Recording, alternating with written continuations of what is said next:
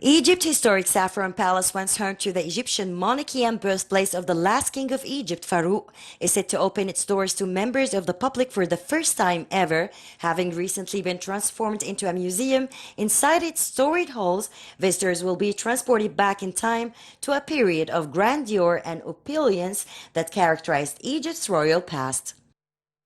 First of all, thank you very much for being with us today and witnessing this very important event. It's really a landmark in Ain Shams University history that we're opening for the very first time a museum encompassing several important 167 or 170 pieces, very important and very precious, back from the pharaonic time and from the kingdom time, because this palace started in 1860.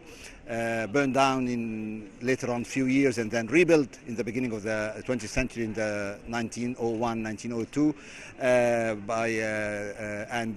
the idea started by King Ismail or Khedive Ismail by that time, that he wanted this palace to be for his mother because she had the bronchial asthma, and I'm a physician, so by bronchial asthma by that time they believed that around us there are some what called saffron plant that is good for the respiratory system and the lungs.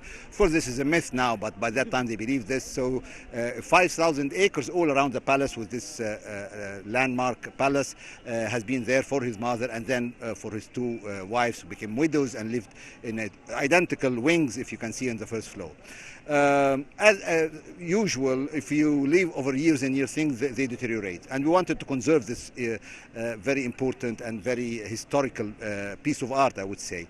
It's a sort of small Versailles, like the one in France, and the architecture was La Shack, Italian, Slovenian, Egyptian, so it's encompassing several flavors and several arts, I would say.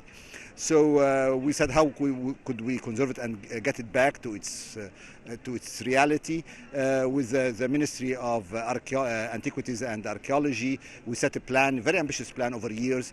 First of all, to refurbish this palace inside and outside, and I think outside is already finished. Inside there is a lot to be done yet, and the -1 floor or the basement, which we can change it or make it a sort of closed museum encompassing the important pieces I mentioned, always in close collaboration with higher authorities in the Ministry of Archaeology. So this is the first step, what you saw today. The second step will be that sort of open museum in the ground floor and the first floor, and we documented all this in a very nice book, first of all in Arabic and then in English and then in French. I think you should have at least the English one, maybe the French one as well, and it tells you everything about the history of this palace from the very beginning to today. It witnessed important historical events like inauguration of the Arab League. It was in 1945. It has been started here and signed here in this palace. The first steps or the ideas of the independence treaty of 1936 that has been signed in London, yes, but all over before 1936, everything and all the conventions and all the meetings, all the preparation has been in this palace.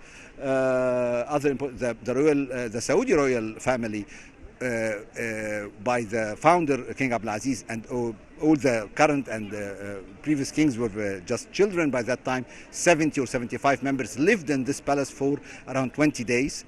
And our very important poet, Hafiz Ibrahim, who call it the poet of the Nile, and is one of the the most important poets in the history, in the Egyptian history, I would say, made a poetry and saying a lot about the beauty and the history of this palace, and it's in the book. Yes, you can have a look on it.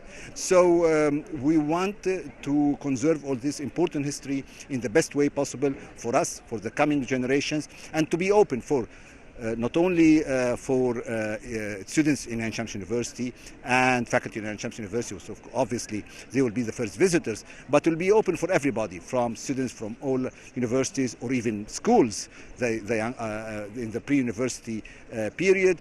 And we had a talk today with His Excellency Ministry of Tourism and Archaeology that maybe it will be open in the weekends or in the summer vacation or something to tourism at large, but of course in a very ordered and way and according to a very fine-tuned protocol between the ministry and us. Now, the Palace turned Museum showcase a unique and distinguished collection of artifacts that tell the story of Egypt's rich history. Visitors can view the imposing facade of the Gate of the Palace of Prince Nimatra, son of King Ramses II and High Priest of the Sun at the Temple of Ra in Luno. They can also marvel at the bronze statue of Imhotep, its base made of alabaster and dating back to the 26th dynasty, the Savi era. Well, I think the preservation of our incredible history is very important always, and so we have here, starting from ancient Egypt and all the way until today.